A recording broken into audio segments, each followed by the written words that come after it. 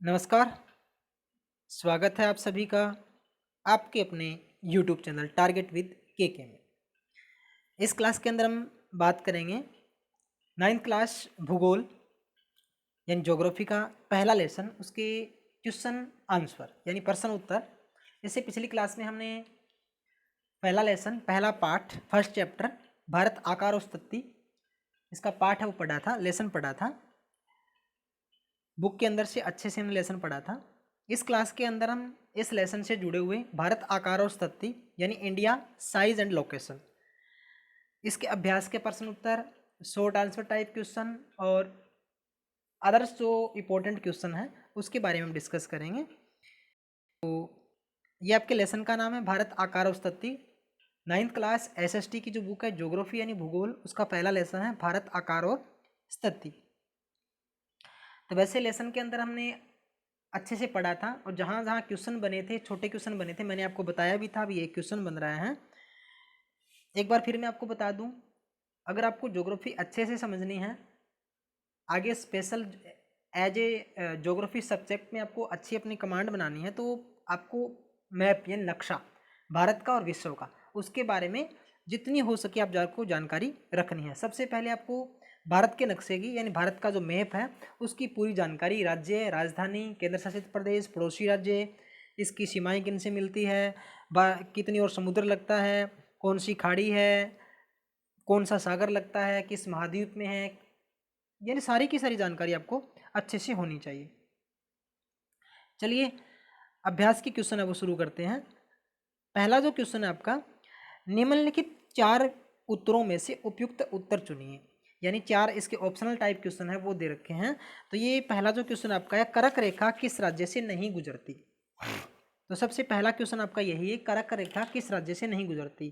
तो सबसे पहले तो मैं आपको ये बता दूं कि जो कर्क रेखा है वो भारत के 8 राज्यों से गुजरती है। कितने राज्यों से गुजरती है? 8 राज्यों से गुजरती है।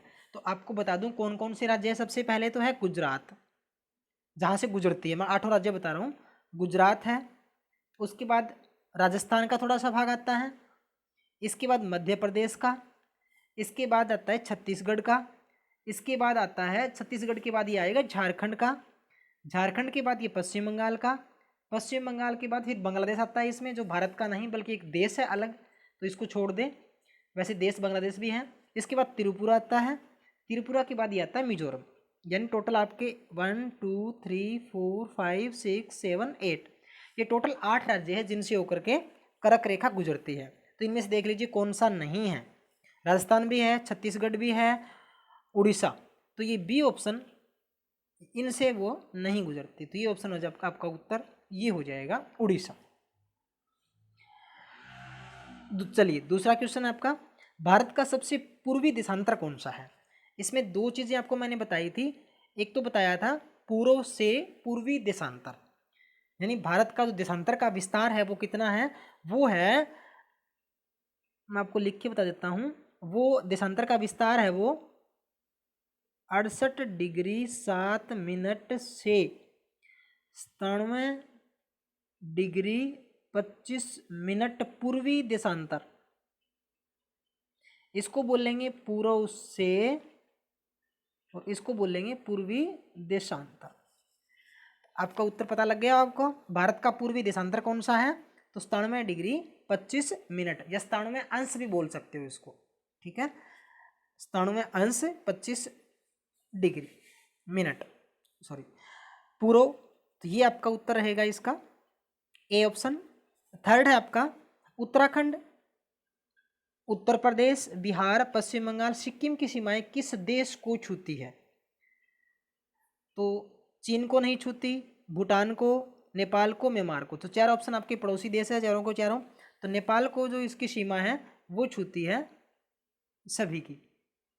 तो नेपाल के उत्तराखंड भी टच करता है, उत्तर प्रदेश भी करता है, बिहार भी करता है, सिक्किम भी करता है। तो ये सारे के सारे राज्य इनको छूते हैं। पश्चिम बंगाल की सीमा भी इसको छूती है, बिल्कुल ऊपर से दिखाई दे रही है। ग्रीष्म काल में आप यदि कावारती जाना चाहते हैं तो किस केंद्र शासित प्रदेश में जाएंगे। ये राजधानी है कावारती, किसकी है, पुडुचेरी की नहीं है। पुडुचेरी कौन सी है, पुडुचेरी की पुडुचेरी है, लक्षद्वीप की कावारती है। सेकंड ऑप्शन आपका लक्षद्वीप, इसकी कावारती है। अंडमान निकोबार द्वीप में पोर्ट ब्लेयर है। दीव और दमन की दमन है। चलिए अगला क्वेश्चन है, मेरे मित्र एक ऐसे देश के निवासी हैं जिस देश की सीमा भारत के साथ नहीं लगती, आप बताइए वह कौन सा देश है। तो वैसे तो बहुत से देशों की सीमा भारत के नहीं लगती, लेकिन ऑप्शन दिए गए इन्हीं में से बताना है आपको। तो भूटान की लगती है, हाँ भूटान के जो सिक्किम है उसकी भी लगती है, असम की भी लगती है, अरुणाचल प्रदेश की भी लगती है। बांग्लादेश की भी सीमा काफ़ी लगती है, त्रिपुरा के, मेघालय के, असम के, इधर पश्चिम बंगाल के, तो ये सीमाएँ लगती है इसके भी। नेपाल की भी सीमाएँ लगती है, अभी जिक्र किया था। तो तजाकिस्तान एक ऑप्शन बच गया आपका, इसकी सीमा भारत के किसी भी राज्य से नहीं लगती। तो ये आपके बिल्कुल शॉर्ट आंसर टाइप क्वेश्चन हो गए। दूसरा प्रश्न आपका है, निम्नलिखित प्रश्नों के उत्तर संक्षेप में दीजिए। संक्षेप का मतलब होता है कम शब्दों में, और संक्षिप्त कम शब्दों में, विस्तृत का मतलब बड़ा, काफ़ी ज़्यादा शब्दों में। पहला क्वेश्चन आपका इसका पहला पार्ट, अरब सागर तथा बंगाल की खाड़ी में स्थित द्वीप समूह के नाम लिखिए। दक्षिण में कौन कौन से द्वीपीय देश हमारे पड़ोसी हैं। तो अरब सागर में एक तो लक्षद्वीप है, तब बंगाल की खाड़ी में अंडमान और निकोबार द्वीप समूह है। दक्षिण में श्रीलंका, ये भी एक प्रकार के द्वीप हैं, और मालदीव द्वीपीय देश हमारे पड़ोसी हैं। तो लेसन में हमने इसके बारे में पढ़ा था। उन देशों के नाम बताइए जो क्षेत्रफल में भारत से बड़े हैं। तो लेसन में काफ़ी अच्छे से हमने डिस्कस किया था, चित्र के माध्यम से पढ़ा था, चित्र भी दिखाया था आप लोगों को। तो इसमें भारत 7वां बड़ा देश है, यानी 6 भारत से बड़े और देश हैं।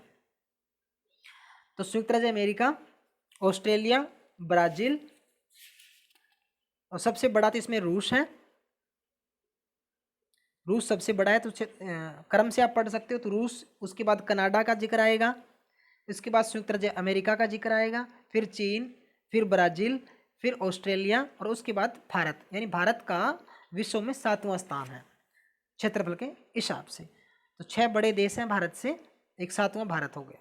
ठीक है, अगला क्वेश्चन है इसी का आपके सामने, हमारे उत्तर पश्चिमी, उत्तरी तथा उत्तरी पूर्वी पड़ोसी देशों के नाम लिखिए। तो हमारे उत्तर पश्चिम में कौन कौन से हैं। उत्तर पश्चिम की सीमाएं पाकिस्तान, अफगानिस्तान की से लगती हैं। उत्तर पश्चिम का मतलब है उत्तर और पश्चिम के बीच में, कॉर्नर के अंदर। इसके बाद में उत्तर में चीन है भारत के, नेपाल भी है, भूटान भी है, तीनों ये लगते हैं। उत्तर पूर्व में, यानी उत्तर में भी और पूर्व में अंदर म्यांमार, जिसको पुराना नाम बर्मा था इसका, और बांग्लादेश से मिलती हैं। तो ये भारत के पड़ोसी देश भी हैं। चौथा क्वेश्चन है, भारत के किन किन राज्यों से कर्क रेखा गुजरती है, उनके नाम बताइए। पहले ही कर चुके हम, गुजरात, राजस्थान, मध्य प्रदेश, छत्तीसगढ़, झारखंड, पश्चिम बंगाल, त्रिपुरा, मिजोरम आदि राज्यों से ये कर्क रेखा 8 राज्यों से गुजरती है। इसके बाद में अगला क्वेश्चन है, सूर्योदय, इंपॉर्टेंट क्वेश्चन है भी, जानकारी के लिए भी, वैसे भी एग्जाम की दृष्टि से भी। सूर्योदय अरुणाचल प्रदेश के पूर्वी भाग में गुजरात के पश्चिमी भाग की अपेक्षा 2 घंटे पहले क्यों होता है, जबकि दोनों राज्यों में घड़ी एक ही समय दर्शाती है, स्पष्ट करें। तो क्लास के अंदर हमने अच्छे से डिस्कस किया था कि किस तरीके से भारत का सबसे पूर्वी राज्य, जहाँ सबसे पहले सूर्य दिखाई देता है, अरुणाचल प्रदेश, और जहाँ सबसे बाद में अस्त होता है वो जो आपका राज्य था वो था गुजरात। तो किस तरीके से दोनों राज्यों के बीच में टाइम का अंतर था, 2 घंटे का अंतर था, और इसी 2 घंटे के अंतर को कम करने के लिए सारे भारत का टाइम है वो एक जैसा किया गया था। तो यही इस क्वेश्चन के अंदर बात कही गई है। अरुणाचल प्रदेश 97 डिग्री 25 मिनट पूर्वी देशांतर पर स्थित है, यानी भारत का जो पूर्वी छोर है वो सबसे लास्ट में जो अरुणाचल प्रदेश है उसका जिक्र है, जबकि भारत के सबसे पश्चिमी छोर जो कि गुजरात में है वह 68 डिग्री 7 मिनट पूर्वी देशांतर पर है। यानी भारत का देशांतर का विस्तार भी पता ही आपको, 68 डिग्री 7 मिनट से 97 डिग्री 25 मिनट।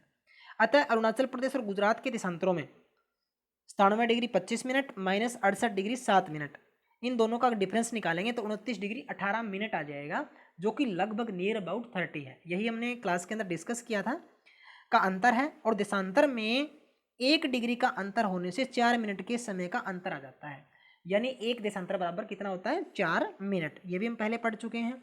इसीलिए गुजरात और अरुणाचल प्रदेश में भी सूर्योदय के समय में, यानी दोनों के बीच में लगभग 30 डिग्री का अंतर था, तो 30 गुणा 4, 4 किस लिए लिया, क्योंकि एक देशांतर बराबर 4 मिनट होता है। तो टोटल 120 मिनट हो गए, अर्थात 2 घंटे हो गए। लेकिन पूरे भारत में एक ही भारतीय मानक समय स्वीकार किया गया है, यानी दोनों के बीच का मानक समय ले लिया गया है 82.5 डिग्री। हिंद महासागर में भारत की केंद्रीय स्थिति से हमें किस प्रकार लाभ होता है, यानी हिंद महासागर में भारत की, हिंद महासागर है उसमें भारत की केंद्रीय स्थिति यानी बीच में लगभग पड़ता है ये, तो इससे भारत को लाभ क्या होता है। भारतीय भूखंड एशिया महाद्वीप के पूर्व और पश्चिम के मध्य में स्थित है, यानी पूर्व और पश्चिम के मध्य में स्थित है कौन, भारतीय भूखंड। भारतीय भूभाग एशिया महाद्वीप का दक्षिणी विस्तार है, यानी दक्षिण की तरफ फैला हुआ है।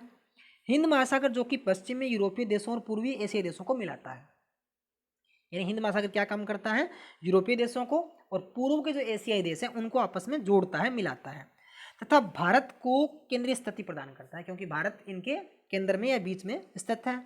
दक्षिण का पठार हिंद महासागर में शीर्षवत यानी लंबवत फैला हुआ है। पश्चिमी एशिया, अफ्रीका और यूरोप के देशों के साथ साथ पूर्वी एशिया के देशों से भी पूर्वी तट के माध्यम से निकटतम संबंध बनाए हुए हैं। हिंद महासागर में किसी भी देश की तटीय सीमा भारत जैसी नहीं है। भारत की इसी महत्वपूर्ण स्थिति के कारण एक महासागर का नाम इसके नाम पर भी रखा गया था। ये सेम की सेम बात हमने लेसन के अंदर पढ़ी थी, वही सारी बातें हैं। अब आपका एक मानचित्र का प्रश्न भी दे रखा है, क्योंकि मानचित्र ज्योग्राफी के अंदर काफ़ी आएंगे, आपको अच्छी सी जानकारी होनी चाहिए, पहले भी बता चुका हूँ। तो मानचित्र की सारी क्वेश्चन आपकी बुक में भी है, यहाँ से भी आप देख सकते हो। आपको मानचित्र एक लेना है, खाली मैप जो है इंडिया का, उसमें ये सारी चीज़ें भर के देखनी है आपको। सबसे पहले तो काम आपको यही करना है, भारत के राज्य उनकी राजधानियाँ भरनी है, पड़ोसी देशों के नाम भरने हैं, ठीक है, तो सारा काम। उसके बाद दूसरा मैप आप ये भरोगे, जो इसमें क्वेश्चन दे रखे हैं वो सारे के सारे आप भरोगे। इसमें यहाँ पे आंसर भी हैं, तो आप यहाँ से स्क्रीनशॉट भी ले सकते हो इसके, बिल्कुल से ले लीजिए स्क्रीनशॉट, और इसके क्वेश्चन आप मैप में आपको करना है। वही सारी बातें हैं जो मैंने लेसन में पढ़ी हैं और क्वेश्चन के अंदर आई हुई चीज़ है। अगर आपको किसी क्वेश्चन का आंसर नहीं पता तो अपने क्लास टीचर से पूछ सकते हो, या आप कमेंट बॉक्स में इसका कमेंट करके क्वेश्चन का जो आंसर है वो पूछ सकते हो, आपको बिल्कुल इसका रिप्लाई मिलेगा। चलिए अब बात करते हैं नेक्स्ट क्वेश्चन की। छोटे जो क्वेश्चन आपके एक एक नंबर वाले, एक एक लाइन में जिनका उत्तर है। परीक्षा उपयोगी अन्य महत्वपूर्ण प्रश्न, very short answer type question, अति लघुतरात्मक प्रश्न। पहला है, भारत का क्षेत्रफल विश्व के कुल क्षेत्रफल का कितना % है? 2.4%। क्षेत्रफल के आधार पर भारत का विश्व में कौन सा स्थान है? 7वां स्थान है। ये सारे वही प्रश्न तो पहले पढ़ चुके हैं, केवल डिस्कस कर रहे हैं। भारत की स्थल सीमा रेखा कितनी है? डिस्कस हुआ था 15,200 किलोमीटर। गुजरात और अरुणाचल प्रदेश के स्थानीय समय में कितना अंतर है? 2 घंटे का। कौन सी देशांतर रेखा को भारत की मानक रेखा माना गया है? 82.5 डिग्री, यानी 82 डिग्री 30 मिनट। उत्तर से दक्षिण तक भारत की लंबाई कितनी है? 3214 किलोमीटर। पूर्व से पश्चिम की लंबाई 2933 किलोमीटर। किस महासागर का नाम भारत के नाम पर पड़ा? हिंद महासागर। 9वां क्वेश्चन है, भारतीय इतिहास में किस क्षेत्र को काले पानी के नाम से जाना जाता है? ठीक है, तो अंडमान निकोबार द्वीप समूह को काले पानी के नाम से भी जाना जाता है। कन्याकुमारी भारत के किस राज्य या केंद्र शासित प्रदेश में है? कन्याकुमारी भारत के तमिलनाडु में है, सबसे अंत में अंतिम बिंदु है वहां पे।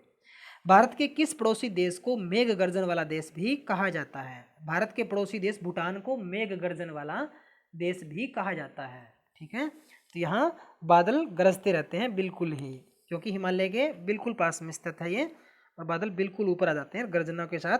मेघालय नाम भी मेघ का अल्ले, मेघालय भारत का राज्य है, तो मेघ प्लस अल्ले, मेघ का घर, बादलों का घर बोके कहा जाता है।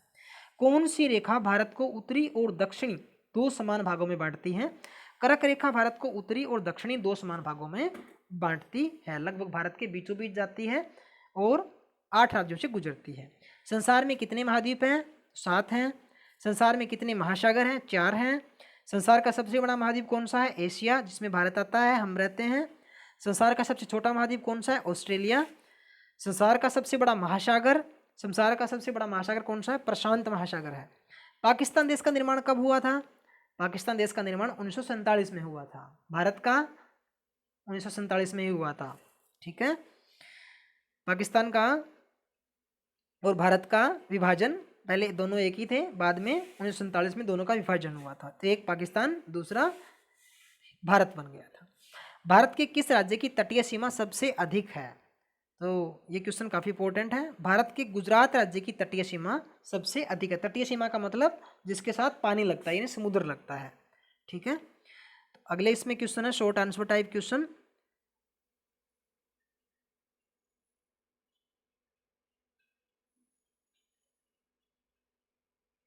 19, ठीक है, 20वां क्वेश्चन।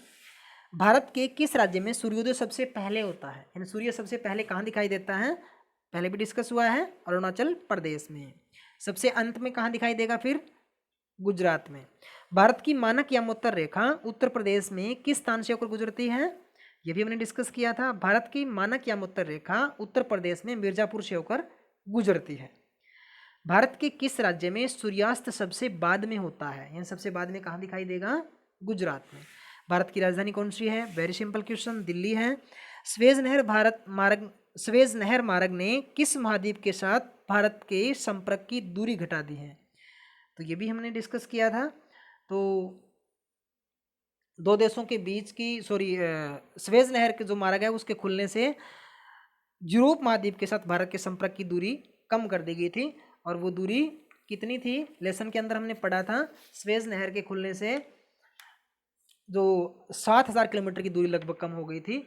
और ये कब हुई थी? 1869 ईस्वी में स्वेज नहर के खुलने से भारत और यूरोपीय देशों के बीच में दूरी है वो लगभग 7,000 किलोमीटर कम हो गई थी, ऐसा पढ़ा था हमने। अगला क्वेश्चन है आपका लघु उत्तर वाला प्रश्न, इंपॉर्टेंट है ये भी। क्या कारण है कि भारत का उत्तर दक्षिण विस्तार किलोमीटर में पूर्व पश्चिम विस्तार की तुलना में अधिक है, जबकि उसका अक्षांशीय और देशांतरीय विस्तार अंश में समान है? ये लगभग दोनों के बीच में, अक्षांश और देशांतर के बीच में लगभग 30 अंश का डिफरेंस है, लेकिन फिर भी किलोमीटर में दूरी कम या ज़्यादा है। कैसे? अक्षांश ग्लोब रेखा पर खींची गई काल्पनिक रेखाएं होती है। ध्यान से सुनिए बात, अक्षांश और देशांतर रेखाएं काल्पनिक रेखाएं होती है दोनों ही। तो अक्षांश ग्लोब पर खींची गई ये काल्पनिक रेखा है जो भूमध्य रेखा के समांतर, यानी कहने का मतलब अक्षांश रेखाएं बिल्कुल समानांतर होती है, कभी एक दूसरे को मिलती नहीं है ये, और बिल्कुल भूमध्य रेखा के बिल्कुल समांतर होती है ये। जबकि देशांतर रेखाएं एक दूसरे के समांतर नहीं होती, ये ध्रुवों पर जाकर के एक दूसरे से मिल जाती है। ठीक है, और भूमध्य रेखा पर ये सबसे ज्यादा दूरी पर होती है। ठीक है, तो इसी कारण से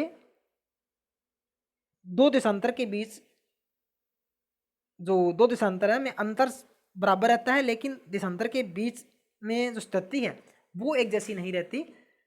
कभी कभी दो अक्षांशों के बीच की दूरी दो देशांतरों के बीच की दूरी से भी अधिक हो जाती है कभी कभी, और कभी बिल्कुल कम हो जाती है, ये भी है। यही कारण है कि अक्षांश देशांतरीय विस्तार में भिन्नता किलोमीटर में होती है। कहने का मतलब सीधी बात यही है, जो अक्षांश रेखाएं हैं वो बिल्कुल इक्वेटर चलती है, समांतर चलती है, और देशांतर रेखाएं हैं वो जैसे जैसे हम ध्रुवों की तरफ बढ़ेंगे, ध्रुवों का मतलब जो उत्तरी गोलार्ध और दक्षिणी गोलार्ध है, साउथ पोल और नॉर्थ पोल हैं, उनकी तरफ अगर बढ़ते हैं तो उनके बीच की दूरी है वो कम हो जाती है। और सबसे जो अंतिम बिंदु होता है वो तो एक बिंदु मात्र है, वहाँ पे बिल्कुल डिफरेंस है ही नहीं। इसके डिस्क्रिप्शन में आपको एक अक्षांश देशांतर रेखाओं का एक वीडियो मिलेगा, उसको आप देख करके समझ सकते हो अक्षांश देशांतर रेखाएं समांतर कैसे होती है, कैसे इनके बीच में दूरी होती है, इसके बारे में पूरी वीडियो है, तो आप देखना वहां जाकर के। दूसरा क्वेश्चन है, भारत का देशांतरीय विस्तार कितना है, इसके क्या प्रभाव है? काफ़ी बार इसके बारे में डिस्कस कर चुके हैं। तो दोनों के बीच में 30 डिग्री का अंतर है। अंतर कैसे निकाला ये भी हम कर चुके हैं। आपको ये भी हमने बताया था कि प्रत्येक 15 डिग्री देशांतर के अंतर पर 1 घंटे यानी 15 गुणा 60, 1 डिग्री हम घूमेंगे तो 4 मिनट, 15 डिग्री घूमेंगे 15 चौके 60, यानी 60 मिनट का अंतर पड़ जाता है 1 घंटे का। ठीक है, और अगर हम 30 डिग्री घूमेंगे तो 2 घंटे का अंतर हो जाएगा। यही कारण है कि अरुणाचल प्रदेश में गुजरात की अपेक्षा सूर्योदय 2 घंटे पहले होता है, क्योंकि दोनों के बीच में 30 डिग्री का या 30 अंश का अंतर है। भारत का अक्षांशीय विस्तार बताइए। तो जैसे देशांतर का विस्तार है वैसे ही अक्षांश का विस्तार, भारत का अक्षांश का विस्तार है वो 8 डिग्री 4 मिनट उत्तर से 37 डिग्री 6 मिनट उत्तरी अक्षांश के मध्य स्थित है। ठीक है, भारत विषुवत वृत्त के उत्तर में स्थित होने के कारण उत्तरी गोलार्ध में आता है, तो ये नॉर्थ पोल में आता है, उत्तरी गोलार्ध में। प्रधान मध्याह्न रेखा भारत रेखा के पूर्व में स्थित होने के कारण, यानी विश्व की जो प्रधान मध्याह्न रेखा है ग्रीनविच लंदन से जो ली गई है 0 डिग्री की जो रेखा है, जहां से विश्व का मानक समय लिया गया है, उसके पूर्व में स्थित है। कौन? भारत। यानी लंदन की जो रेखा है, ग्रीनविच लंदन वाली जो रेखा है 0 डिग्री की, उसके भारत पूर्व में स्थित है, इसलिए पूर्वी गोलार्ध में आता है। अपनी स्थिति के कारण प्राचीन काल में भारत ने पश्चिम में अरब देशों थे तथा दक्षिण पूर्व एशियाई तथा सुदूर पूर्व के साथ सांस्कृतिक तथा अन्य प्रकार के संबंध स्थापित कर रखे थे। इसके प्रभाव हैं। अगला क्वेश्चन है, विषम संख्या वाली 82.5 डिग्री पूर्वी देशांतर को भारत की मानक समय या मानक रेखा चुना गया है। क्या इसका कोई संबंध ग्रीनविच समय से है? कहने का मतलब 82.5 डिग्री की रेखा ही क्यों ली गई थी? एक तो इसका भारत से संबंध है, क्योंकि हम जब पूर्वी छोर अरुणाचल प्रदेश और गुजरात के देशांतर में जब डिफरेंस इन दोनों को ऐड करके इनको 2 से डिवाइड करेंगे तो लगभग 82.5 आएगा, और दोनों के बीच का जो टाइम है वो यहीं से निकलता है। दूसरा, जो ग्रीनविच लंदन की 0 डिग्री की रेखा है उससे इसका क्या रिलेशन है? तो ये देखो, अंतर्राष्ट्रीय जगत में एक सामान्य सहमति है। सामान्य का मतलब नॉर्मल, सबके बीच में एक धारणा बनी हुई है, सहमति बनी हुई है कि किसी भी देश के समय के लिए ऐसी मानक रेखा को चुना जाए जो 7 डिग्री 30 मिनट पर विभाजित हो सके। इसका मतलब क्या है, मैं आपको सीधी भाषा में बता देता हूं। हमने काफी बार पढ़ा था, एक देशांतर बराबर 4 मिनट होता है। ठीक है, एक देशांतर बराबर कितना हो गया? 4 मिनट। अब देखो 7 डिग्री 30 मिनट, तो 7 डिग्री बराबर कितना हो गया? 7 चौक 28, और आधा ये है तो इसकी हम 2 मिनट मान लेते हैं, 30 मिनट हो गए। यानी 7 डिग्री 30 मिनट बराबर कितना हो गया? इसका मतलब 30 मिनट हो गया। ठीक है, अब 15 डिग्री बराबर कितना हो जाएगा? 1 घंटा, यानी 60 मिनट हो गए। ठीक है, तो इसीलिए कहता है कम से कम 2 देशों के बीच में 7.5 डिग्री का अंतर होना चाहिए। तो जो 0 डिग्री लंदन की रेखा ये है, अब सपोज करो जैसे लंदन की जो 0 डिग्री की जो रेखा है, मान लो ये है, ये 0 डिग्री की रेखा है। इसके पूर्व की साइड 1 2 3 4 ऐसे रेखाएं हैं, इसके ऐसे ही पश्चिम की साइड है 1 2 3 4। ऐसे ही हम जैसे 7.5 डिग्री पे जाते हैं, मान लो ये 7.5 डिग्री यहाँ पे आता है, 7.5 डिग्री यहाँ पे आ गया। ठीक है, तो यहाँ के टाइम कितना हो जाएगा? 7.5 डिग्री। यानी यहाँ अगर रात के 12 बजे 12 AM टाइम हुआ है यहाँ पे 0 डिग्री पे, तो यहाँ पे 15 मिनट ऐड हो जाएंगे, क्योंकि 1 डिग्री बराबर 4 मिनट, 7.5 डिग्री बराबर 30 मिनट हो जाएंगे, तो 12:30 रात के, यानी मॉर्निंग के AM। ठीक है, तो इसीलिए 7.5 डिग्री रखा गया है। ठीक है, इससे विभिन्न देशों के बीच आधे घंटे से अधिक समय का अंतर न हो। यही कारण है कि भारत की मध्याह्न रेखा 82.5 डिग्री देशांतर को प्रधान मध्याह्न रेखा चुना गया है। यह रेखा भारत के लगभग बीचों बीच गुजरती है। ठीक है, तो 82.5 डिग्री ग्रीनविच समय है वो 0 डिग्री पे है। अगला क्वेश्चन शायद यही है, ग्रीनविच तथा भारतीय मानक समय के बीच 5.5 घंटे के अंतर का कारण बताइए। जो विश्व का मानक समय है और भारत का मानक समय, उसमें 5.5 घंटे का अंतर है। अगर 0 डिग्री की रेखा यानी ग्रीनविच अगर लंदन में रात के 12 बजे हैं, तो भारत में सुबह के 5:30 बजेंगे, यानी भारत विश्व के समय से 5.5 घंटे आगे है, प्लस में है। ये बातें आपको नोट रखनी है। चलिए इसके बारे में बता देता हूँ आपको। मान लीजिए ये 0 डिग्री की रेखा है, आपकी विषुवत रेखा 0 डिग्री की रेखा है। अब 5.5 घंटे भारत इधर है, यानी पूर्व में स्थित है, पूर्वी गोलार्ध में। भारत क्या है? पूर्वी गोलार्ध में स्थित है। ठीक है, पूर्वी गोलार्ध। तो जैसे जैसे हम पूर्व की साइड बढ़ेंगे टाइम प्लस होगा।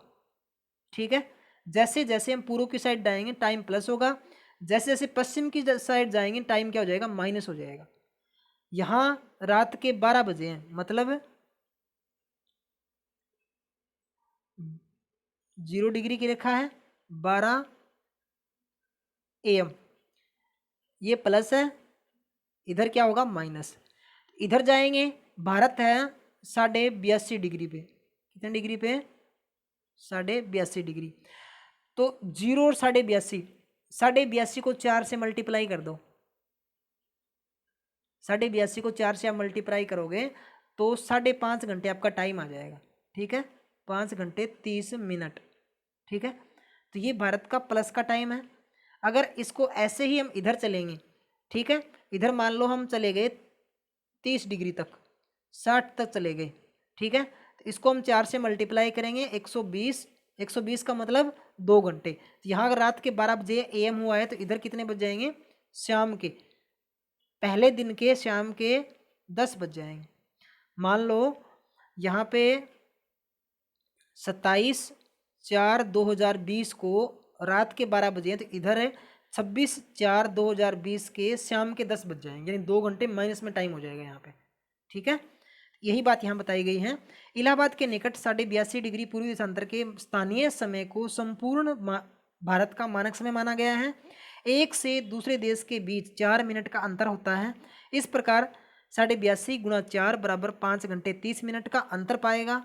अंतर ये प्लस में रहेगा, ये बात भी ध्यान रखना है, ठीक है। यही कारण है कि भारत का मानक समय, ग्रीनविच मानक समय 5.5 घंटे आगे है, ठीक है। अगर वहाँ दिन के 2 बजे हैं तो भारत में शाम के 5:30, 2:08 7:30 हो जाएंगे, ठीक है। चलिए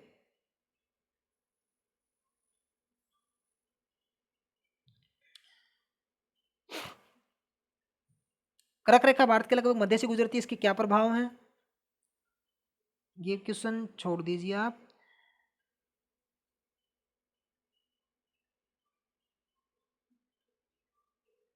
ये पढ़ लिया हमने, पहले क्वेश्चन आ गया है। हाँ, 9वां क्वेश्चन देखिए आप लोग। भारतीय उपमहाद्वीप से क्या अभिप्राय है, यह किन देशों से मिलकर बना है। तो भारतीय उपमहाद्वीप एशिया में स्थित होते हुए भी एक अलग भौगोलिक इकाई दिखाई देता है। इस उपमहाद्वीप में कई देश सम्मिलित हैं। इसके उत्तर पश्चिम में पाकिस्तान, केंद्र में भारत, उत्तर में नेपाल, उत्तर पूर्व में भूटान, पूर्व में बांग्लादेश है। भारत के दक्षिण में श्रीलंका और मालदीव हिंद महासागर में स्थित हैं। ये दोनों द्वीपीय राष्ट्र हैं, इन द्वीप है, इनके अंदर छोटे छोटे द्वीप और महाद्वीप में थोड़ा सा फर्क होता है। नेपाल में प्रजातंत्र तथा भूटान में राजतंत्र शासन है। शेष सभी देश गणतंत्र हैं।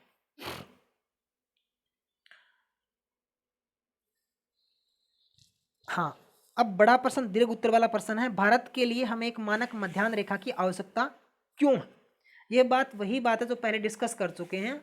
गुजरात और अरुणाचल प्रदेश के बीच में जो समय का अंतर है वो काफ़ी ज़्यादा है। इसके लिए अलग अलग स्थानों पर अलग अलग टाइम समय दर्शाती है घड़ियाँ। तो सारे भारत में एक जैसा समय हो, सभी लोगों को एक जैसे टाइम के हिसाब से कार्य करने में दिक्कत ना हो, इसीलिए एक चाहे किसी भी देश, कोई भी देश हो, उसके लिए एक मानक समय होना ज़रूरी है, ताकि पूरे देश में, पूरे क्षेत्र में एक जैसा टाइम है वो दर्शाया जा सके। यही बात यहाँ पे आपको दिखाई देगी, देख सकते हो आप लोग। IST लिखा हुआ है इसमें, भारत का मानक समय IST, इंडियन स्टैंडर्ड टाइम, ठीक है। तो I का मतलब इंडिया, S का मतलब स्टैंडर्ड, T का मतलब टाइम, इंडियन स्टैंडर्ड टाइम। तो ये सारे ये आपके हैं। इसके बाद ऑप्शन वाले क्वेश्चन है, वही क्वेश्चन है ये सारे के सारे आपने जो पहले किए हुए हैं, सारे वही क्वेश्चन है, बिल्कुल देख सकते हो आप लोग, बिल्कुल सारे वही क्वेश्चन है आपके। जैसे सुएज नहर का निर्माण कब हुआ था, 1869 के अंदर हुआ था। अक्षांश देशांतर का विस्तार कितना है, लगभग 30 डिग्री है, बिल्कुल सारे वही प्रश्न है। सुएज नहर के खुलने से कितनी दूरी कम हो गई थी, 7000 किलोमीटर। कौन से महाद्वीप में है, एशिया में है। भारत में राज्यों की संख्या कितनी है, 28। देखिए यहाँ पे सही बिल्कुल उत्तर दिया हुआ है, बुक के अंदर थोड़ी पुराना पब्लिकेशन था तो उसमें 29 राज्य दे रखे थे, तो भारत में अब 28 राज्य हैं। भारत में केंद्र शासित प्रदेशों की संख्या कितनी है, तो यहाँ पे संख्या थोड़ी मिसप्रिंट है। केंद्र शासित प्रदेशों की संख्या भारत में कितनी है, 9। 7 पहले थे, 2 अब हो गए हैं, टोटल हो गए 9। भारत के क्षेत्रफल के आधार पर भारत का सबसे बड़ा राज्य कौन सा है, राजस्थान। सबसे छोटा कौन सा है, गोवा। निम्नलिखित में से कौन सा केंद्र शासित प्रदेश समुद्री सीमा को स्पर्श नहीं करता, ठीक है, कौन सा स्पर्श नहीं करता, दिल्ली समुद्री सीमा को स्पर्श नहीं करता। बाकी सारे तो है तटीय, तट पे है, तो ये सारे के सारे शेर वहाँ तट को शेयर करते हैं। भारत और श्रीलंका के बीच समुद्री संपर्क मार्ग किस क्षेत्र में आता है, तो मन्नार की खाड़ी है। किस राज्य की सीमा पाकिस्तान के साथ नहीं मिलती? तो हरियाणा। बाकी ऑप्शन देख सकते हो आप लोग। तो ये सारे क्वेश्चन वही हैं लगभग जो आपने लेसन के अंदर पढ़े हैं। तो अगर आपको क्लास पसंद आई हो, समझ में आए हो, इस लेसन के बारे में पूरी जानकारी मिली हो, तो प्लीज़ हमारे चैनल को सब्सक्राइब करें, वीडियो को लाइक करें, शेयर करें, सब्सक्राइब करें। ऐसे ही आपको 9th क्लास ज्योग्राफी के हर लेसन की वीडियो मिलती रहेगी। तो हमारे चैनल को मैक्सिमम सब्सक्राइब करें। Thank you. मिलते हैं नेक्स्ट क्लास के अंदर। Thanks for watching.